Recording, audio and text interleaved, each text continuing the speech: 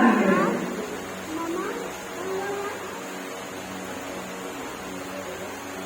हमारे पंजाबी में कहते हैं तीनियां बहुत गल्ला करती हैं, औरतें बहुत बातें करती हैं।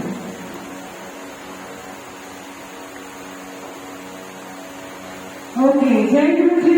जय गुरु जी। कोई दम नहीं आपको।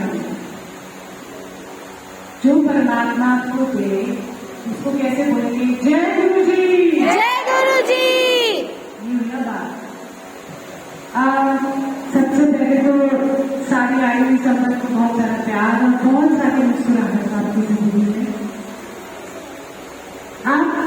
आप यहाँ आए हैं तो उन्होंने आपको बुलाया है, नहीं तो आप घर में फंसे रहते, कोई काम में आपका कोई गेस्ट आ जाता, आपका कोई ना कोई आता था, आप आ ही नहीं पाते, कितना भी जोर लगाते आप आ नहीं पाते। तो ये उनका भी शुक्राना है कि हमें ये पल रहे हैं और ये पल दबाने हैं।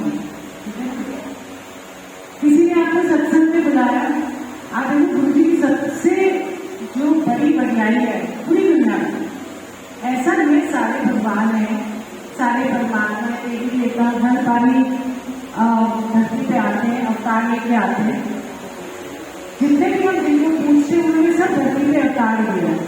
ऐसा कुछ भी नहीं है कि ऊपर से कश्मीर में आए और कहीं और से आए और यहाँ पर आ गए। उन्होंने भी पापी लोग से जन्म लिया, सबने इस धरती पे आके जन्म लिया और उनको तारने के लिए आए।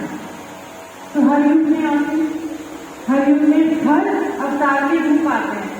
विष्णु जी के रूप आते हैं, शिव के रूप आते हैं। शिव के रूप दिखाई नहीं देते, बताए नहीं जाते, ब्रह्मा के तो वैसे भी कोई रूप नहीं है।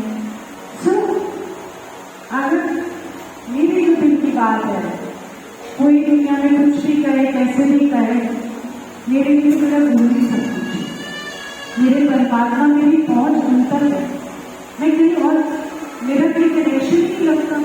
मैं कितनी भी कोशिश करूं, मैं सबका नतमस्तक होके नमस्कार करती हूँ, रिस्पेक्ट करती हूँ, पर मेरा कनेक्शन मेरे गुरु के साथ। ऐसे ही आपका भी कनेक्शन आपके राम के साथ हो सकता है, आपके श्याम राधा के साथ हो सकता है, किसी को बाल अवस्था वाले बाल गोपाल के साथ कनेक्शन लगता है, किसी को राधा रानी के साथ कनेक्शन लगता है, किसी का किसी परमात्मा के साथ आपका भी कनेक्शन होता है। पंखा बन जाए बहुत समता है, कोई टाइम के लिए थोड़ी गर्मी सहन कर सकते हैं, कोई बात। मजदूर भी जब मजदूरी करते हैं ना तो वो भी बहुत सारा पसीना बहाते हैं। Thank you. थोड़ी सी बंदे को गर्मी लगती, हाय एसी चलाओ, फैन चलाओ, परमात्मा जाएंगे और गुरु जाएंगे और सारी तो लोग है ना। सॉरी बट सच बात यही है। तो हम तो मेरी तो पहुंच हाथों में, आपकी भी कहीं ना कहीं कनेक्शन है, तो उस कनेक्शन को आपको और स्ट्रॉन्ग बनाना है, ठीक है। और जब आप स्ट्रॉन्ग कनेक्शन बनाओगे तो आप पाओगे कि आपकी लाइफ के अंदर आपको कुछ मांगने की जरूरत नहीं पड़ेगी, आपको कुछ भी करने की जरूरत नहीं पड़ेगी। क्यों? क्योंकि उन्होंने अपने आप देख के आपकी मन की बात को पढ़ के दे दिया। आप मांगी हुई चीज वापस करनी पड़ती है, याद रखना। जो गुरु दान में और बख्शीश में देगा वो कभी मोड़ेगा नहीं, वापस नहीं लेगा। मुझे 4 फैक्ट्री दे दो, दे दी, सुन ली, पर थोड़े टाइम बाद वो करेगा किसी ना किसी तरीके से वो 4 फैक्ट्री वापस खुद के पास आ जाएगी, कुछ खराब हो जाएगा, बर्बाद हो जाएगा। तो आप मांगते हो तो मांगी हुई चीज परमात्मा देगा, पर वो कहेगा वो वापस भी ले लेगा। सो आपको ये सब मांगना नहीं है। हमारी तो आदत है, हर जगह धागे बांध के आते हैं, हर जगह जाके वो मेरी ये मन्नत ये मुराद पूरी की हुई और जाके मांग लेते हैं।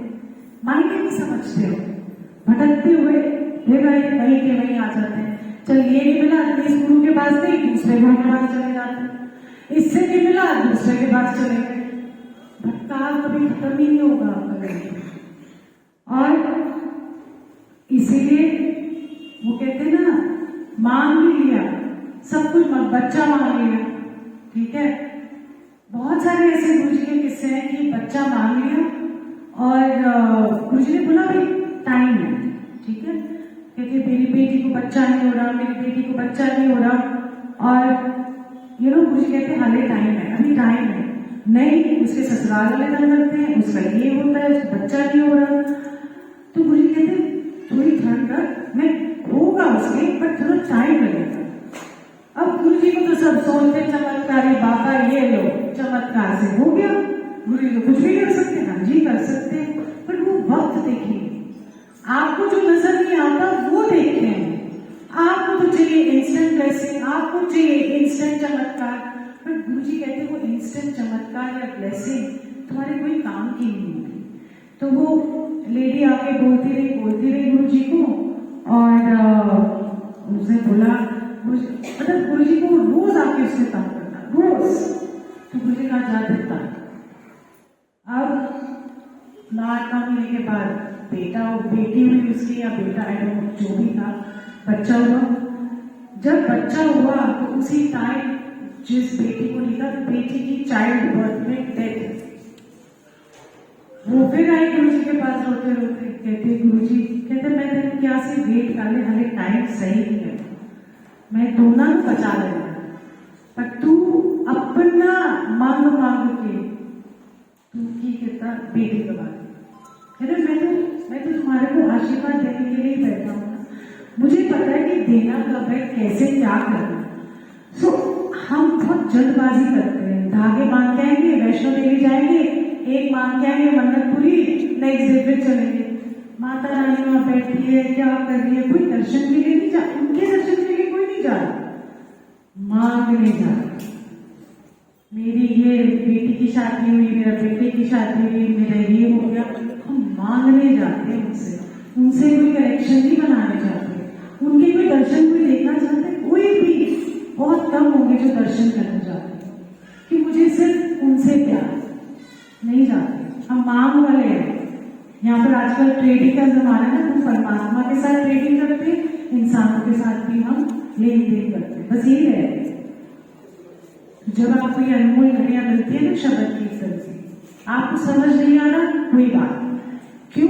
क्योंकि इसकी जो वाइब्रेशन है, इसकी जो भक्ति की वाइब्रेशन है, ये सबको निहाल कर देती है। आपको पता नहीं होता कि कौन सी वाइब्रेशन आपके अंदर के सिस्टम को ठीक कर रही है।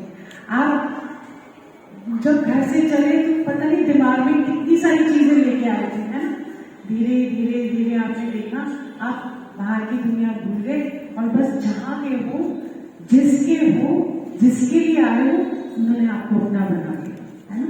कितना सिंपल सरल है गुरु का प्यार, ये है उनका प्यार। और इसको हल्के में प्लीज मत लिया करो। कई बार आप सोचते हैं कि चलो किसी के घर सत्संग है, तो सत्संग में चले जाए, खाना पूर्ति कर लेते हैं। नहीं, जब भी जाओ, कहीं भी जाओ, मैं ये नहीं कहती कि गुरु जी के सत्संग में, बट कहीं भी जाओ, आप माता की चौकी पे जाओ, जागरण में जाओ, पूरे जाओ। रिश्तेदारी निभाने, दोस्ती यारी निभाने नहीं जाओ, पूरे जाओ। साई संध्या में जाओ, पूरे जाओ, सिर्फ साई के लिए जाओ।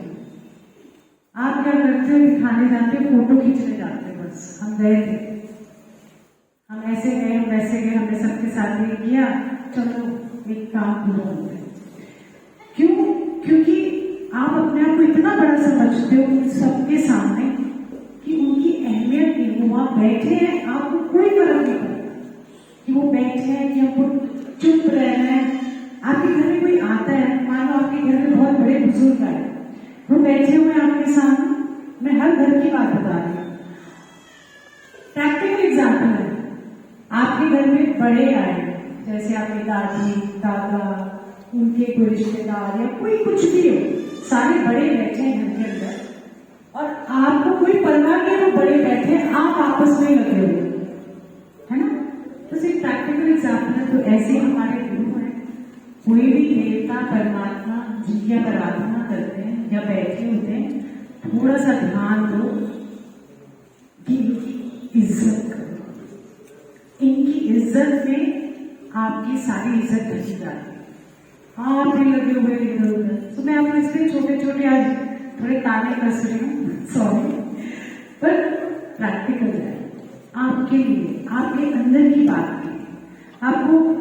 आप फिर वापस घर चले जाओ, फिर वैसे ही हो जाओगे, फिर वही चुगली निंदा कि सास ने ससुर की, ससुर ने सास की, फिर उसने बहू ने सास की, फिर बेटी ने इसकी की, फिर किसी ना किसी के आप शुरू हो जाओगे, बैक टू स्क्वायर वन आ जाते हो। तो कुछ जो पल मिले, कुछ अच्छी कमाई कर लेते हो, है ना। और एक सत्संग की बात है कि हम सत्संग क्यों कर रहे हैं, क्यों यहाँ पर अदभुत गर्मी में बैठे हो।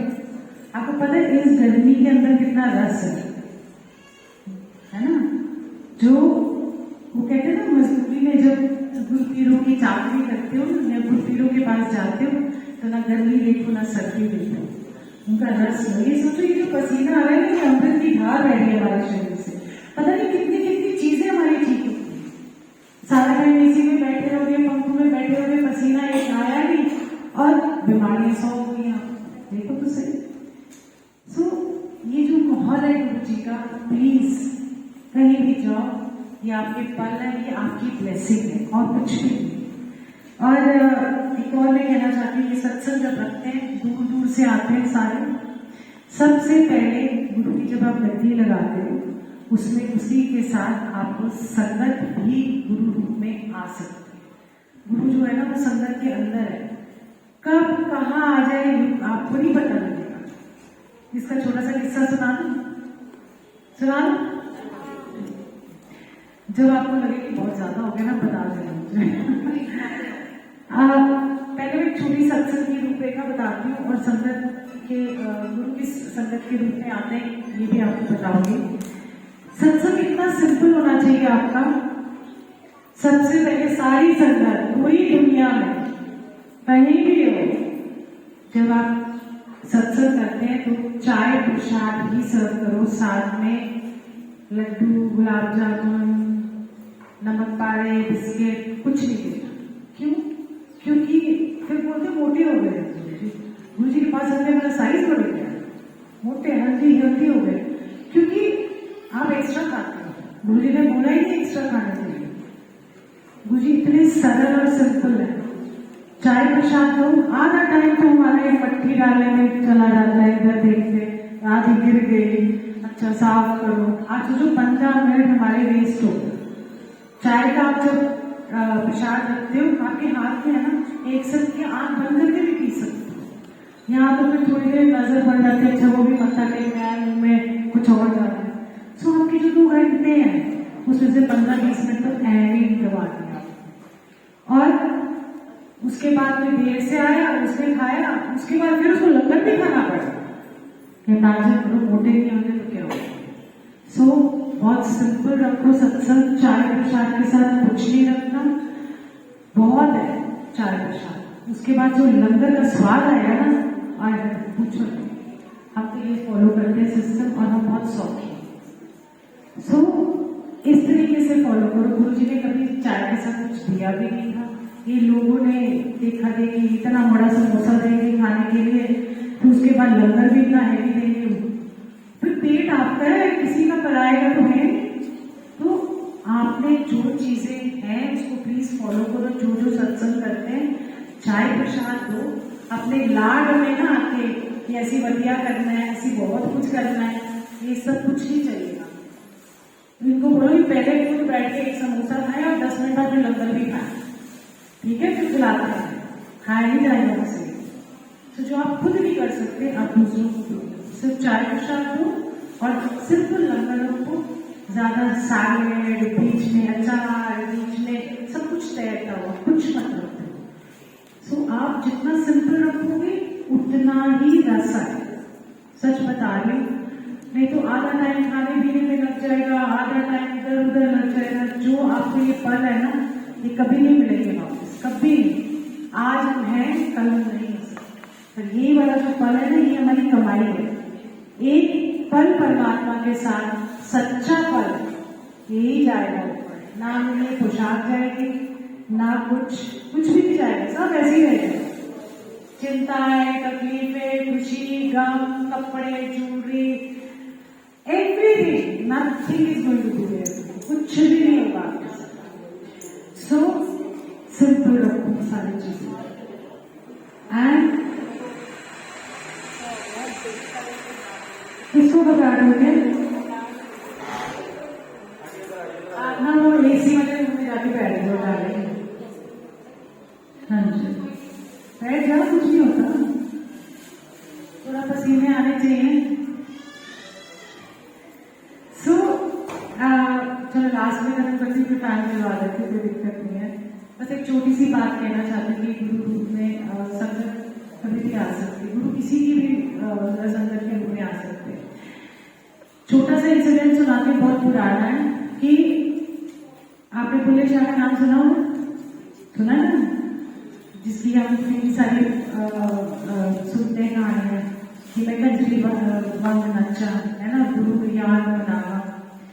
तो उनको अपने गुरु से बहुत प्यार था, बहुत ज्यादा प्यार था।